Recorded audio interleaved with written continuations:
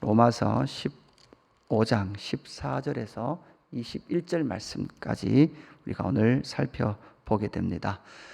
믿음이 약한 자와 믿음이 강한 자, 그들을 권면하면서 결국 모든 자들은 예수 그리스도를 본받아서 하나님 앞에 영광이 되도록 살아가야 합니다. 그 하나님께 영광을 돌리는 것이 바로 이웃을 사랑하고 믿음이 약한 자를 배려하는 그것을 통하여 하나님 앞에 영광을 돌리는 삶을 교회가 살아가야 한다라는 것을 말한 이후 이제 14절부터는 바울의 제사장 직분을 감당했노라 라고 고백하는 그 고백이 본문에 드러나고 있습니다. 16절에 보니까 이 은혜는 곧 나로 이방인을 위하여 그리스도 예수의 일꾼이 되어 하나님의 복음의 제사장 직분을 하게 하사, 이렇게 말씀하고 있습니다.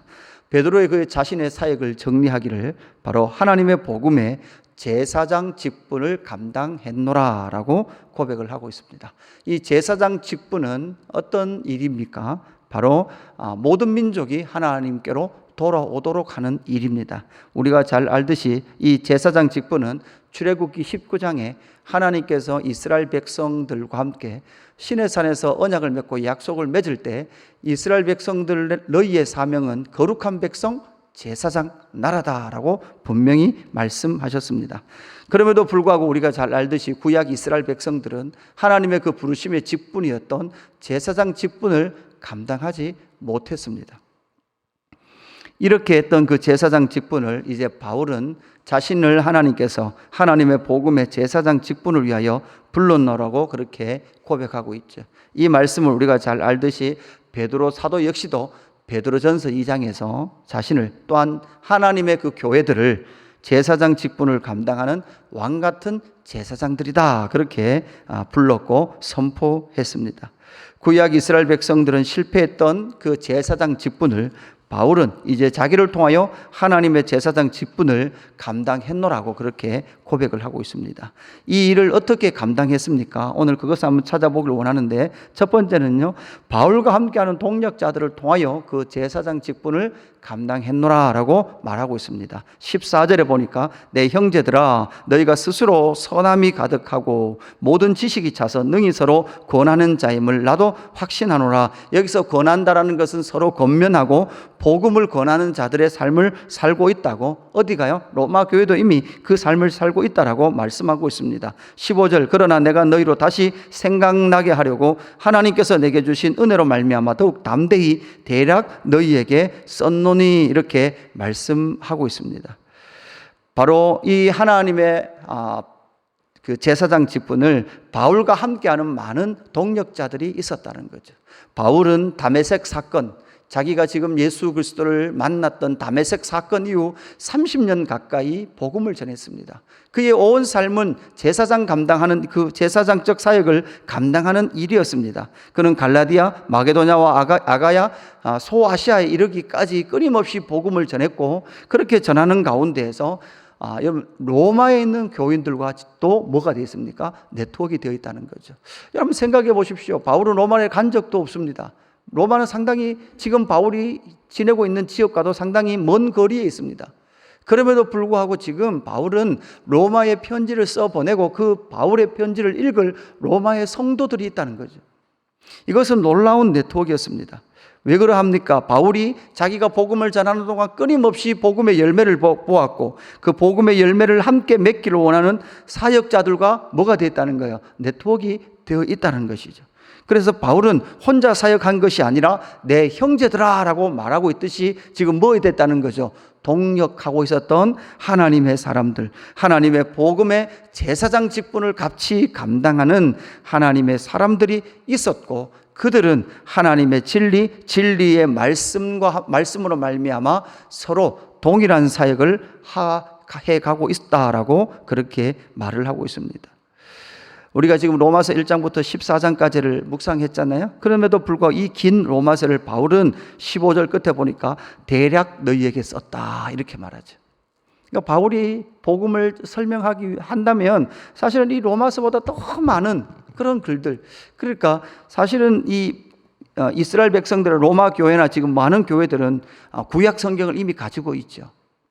그리고 이제 앞으로 발간될 많은 신약의 그러한 책들이 결국은 그 모든 복음을 온전하게 설명하는 책들이다라는 것을 우리는 알아야 합니다. 그래서 이 진리의 말씀의 전체를 알물 통해서 그 모든 사람들은 바로 하나님의 복음의 제사장 직분을 깨닫게 되고 그 사람들이 형제를 이루어서 하나님의 그 제사장 직분을 감당하는 동력자들로 함께 세워져 있다라는 것을 우리는 생각해야 합니다. 두 번째는 무엇입니까? 하나님의 복음의 제사장 직분을 바울은 어떻게 감당하고 있습니까? 16절에 보니까 이 은혜는 곧 나로 이방인을 위하여 그리스도 예수의 일꾼이 되어 하나님의 복음의 제사장 직분을 하게 하사 이방인을 제물로 드리는 것이, 이렇게 말하고 있습니다.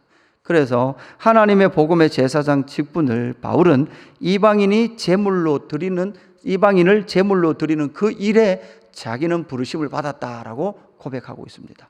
여러분, 이 제사장은 어떤 일을 합니까? 제물을 하나님께 드리는 것이죠. 여러분, 우리에게는 유일하시고 영원하신 참 대제사장이 계십니다. 누구죠? 예수 그리스도입니다. 그 예수 그리스도로 말미암아 또다시 바울은 부르심을 받았고 바울은 이방인의 사도로 그렇게 세움을 받았습니다. 그래서 바울은 이방인을 제물로 드리는 하나님의 복음의 제사장 직분을 감당하노라, 이렇게 고백을 하고 있죠. 베드로는 어떤 부르심을 받았습니까? 유대인을 바로 하나님께 돌아오는 사역을 감당하도록 부르심을 받았죠. 사실 여러분, 이 이방인을 제물로 드린다, 이것 때문에 바울은 상당한 오해를 받았습니다. 그의 선교 여정 동안 끊임없이 유대인들로부터 저 부정한 이방인들을 왜 복음을 전하느냐, 때로는 여러분 교회조차도 그것을 오해했습니다.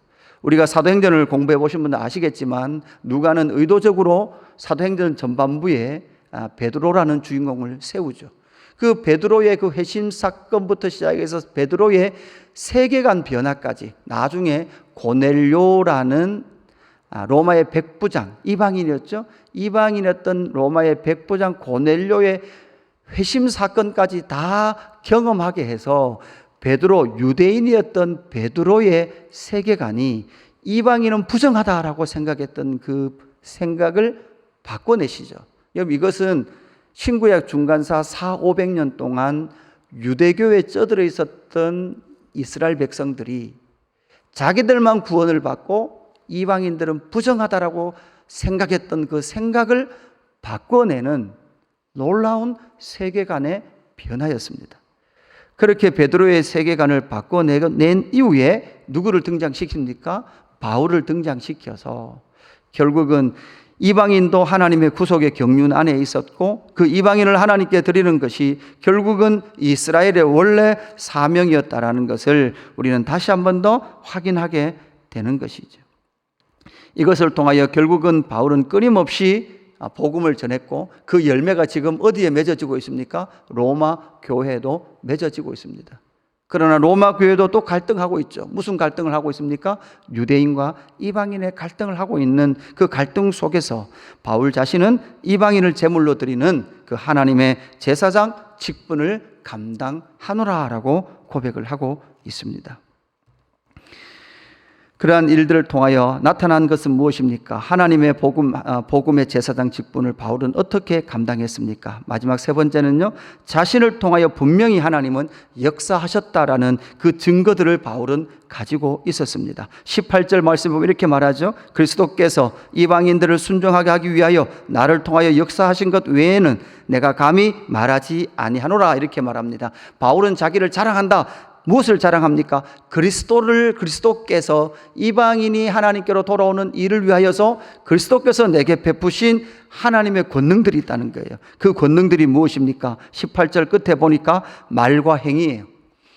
바울은 이 말과 행위를 같이 쓰고 있습니다. 말만 쓰고 있는 것이 아니라 말 플러스 뭐가 있습니까? 행위가 있습니다.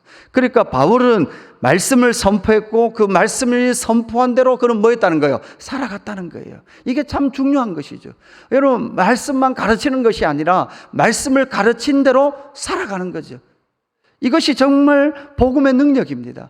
복음의 능력은 말에 있지 않습니다. 복음의 능력은 말을 넘어 그 말씀이 정말 삶 가운데 나타나는 것이 참으로의 참 복음의 능력입니다. 말과 행입니다. 여러분, 우리는 내가 말한 것만큼 살아가고 살아간 것만큼 말하게 되는 것이죠. 두 번째는 19절에 뭐라고 말합니까? 표적과 기사의 능력이에요. 표적과 기사의 능력이에요. 이것은 언제나 복음이 전하여지는 현장에 있었습니다. 표적과 기사의 능력은 언제나 복음이 전하는 것과 함께 했습니다. 왜냐하면 그 하나님의 복음이 그들 가운데 들려지게 하기 위해서 하나님은 이 표적과 기사의 능력을 주었죠. 여러분, 에베소 같은 데는 어떤 일이 있었습니까? 그러니까 바울의 손수건, 그 손수건만 닿아도 병이 난 역사들이 있었습니다. 놀라운 역사들. 에베소에는요, 이게 이 신전 또한 신상을 만드는 사업이 모두 망할 만큼 놀라운 부흥의 역사들이 실제로 에베소에 있었습니다. 이 바울의 어법 중에요, 바울이 글을 쓸 때 상당히 문법적으로 잘 쓰는데 이 18절 이후에 보면 이 세 가지를 그냥 그대로 연결해요. 말과 행위로, 표적과 기사의 능력으로, 그 다음 성령의 능력으로. 이렇게 쉼표를 끊어가면서 문장을 끊지 않고 이렇게 쉼표도 쓰지 않은 채 세 가지를 같이 붙여놓은 거죠. 말과 행위로, 표적과 기사의 능력으로, 그 다음 그 모든 것은 무엇으로? 성령의 능력으로. 이렇게 말합니다. 그렇게 성령의 능력으로 예루살렘으로부터 두루 행하여 일루리곤까지. 일루리곤이 알바니아죠. 알바니아. 우리 장성 교사님 가 있는 알바니아입니다. 그러니까 사도행전에서는 바울이 이 일루리곤에 갔다는 정보가 없습니다. 그러나 이 로마서에서 바울 자신이 일루리곤까지 갔다라고 그렇게 기록을 하고 있는 거죠. 그리스도의 복음을 편만하게 전하였노라 이렇게 말하면서 바울은 이제 이 지역, 이 헬라 지역에 복음을 전할 일이 다 끝났다라고 말하면서 이제 자기가 전한 복음, 그 복음을 이제는 로마에까지 전하기를 원하는 바울의 선교 계획이 이제 내일 본문에 나타나게 되는 것이죠. 하나님의 복음의 제사장 직분을 감당했노라라고 고백하고 있는 바울의 고백, 이 고백이 저와 여러분도 신앙의 여정 가운데서 고백될 수 있었으면 좋겠습니다. 이것은 바울의 부르심이었습니다. 그러면 여러분의 부르심은 무엇입니까? 여러분이 하나님의 복음의 제사장 직분으로 살아가야 되고 감당해야 될 사명의 자리는 무엇입니까? 여러분, 그 일을 위하여 여러분은 함께 동력하고 있는 동력자들이 있습니까? 그리고 그의 부르심에 여러분 응답하고 있으며 여러분을 통하여 역사하신 하나님의 역사의 고백이 있습니까? 하나님은 나를 통하여 말과 행위로, 표적과 기사의 능력으로, 성령의 능력으로 나의 부르심을 감당하게 하였노라. 바울은 자기의 능력으로 이 일을 감당했다라고 말하지 않습니다. 자기의 자랑이 아닙니다. 내가 한 것이 아니라 바로 성령의 능력으로 예루살렘에서 일루리곤까지 그리스도의 복음을 충만하게 편만하게 전할 수 있었노라라고 고백하고 있는 바울의 고백을 따라 저와 여러분 역시 하나님의 복음의 제사장 직분을 잘 감당해가는 저와 여러분의 삶이 되기를 주님의 이름으로 축복합니다. 아멘. 하나님 아버지, 내 형제들아 라고 부르고 있는 로마 교회 성도들, 그들은 하나님의 복음의 제사장 직분을 감당할 바울의 동력자였습니다. 하나님 아버지, 우리 역시 모두 하나님의 부르심 앞에 서서 하나님의 복음의 동력자가 되어 함께 연합하고 사역하며 기도하며 복음의 열매를 향하여 함께 전진하는 믿음의 공동체 될 수 있도록 인도하여 주옵소서. 하나님의 복음의 제사장 직분을 감당했노라고 고백하고 있는 바울, 그리고 그것은 자신의 능력이 아니라 성령의 능력으로 감당했노라라고 고백하고 있는 바울의 이 고백이 오늘을 살아가고 있는 믿음의 지체들의 고백이 되게 하시고 우리의 고백이 될 수 있도록 역사하여 주옵소서. 하나님, 하나님의 복음은 말과 행위로 드러나는 줄로 믿습니다. 표적과 이적과 기사로 나타나는 줄로 믿습니다. 성령의 역사로 지금도 하나님의 복음은 선포되고 전달되고 있는 줄로 믿습니다. 하나님, 이 믿음 가지고 오늘도 나의 삶이 하나님의 말씀의 능력이 나타나며 또한 말씀의 열매로 나의 삶 가운데 맺어질 수 있도록 역사하여 주옵소서. 하나님, 나의 가장 가까운 이웃을 사랑하며 이해하며 용납하며 오늘 이 하루도 하나님의 부르심 앞에서는 믿음의 지체들 될 수 있도록 역사하여 주옵소서. 감사함을 드리며 구주 예수 그리스도의 이름으로 기도드리옵나이다. 아멘.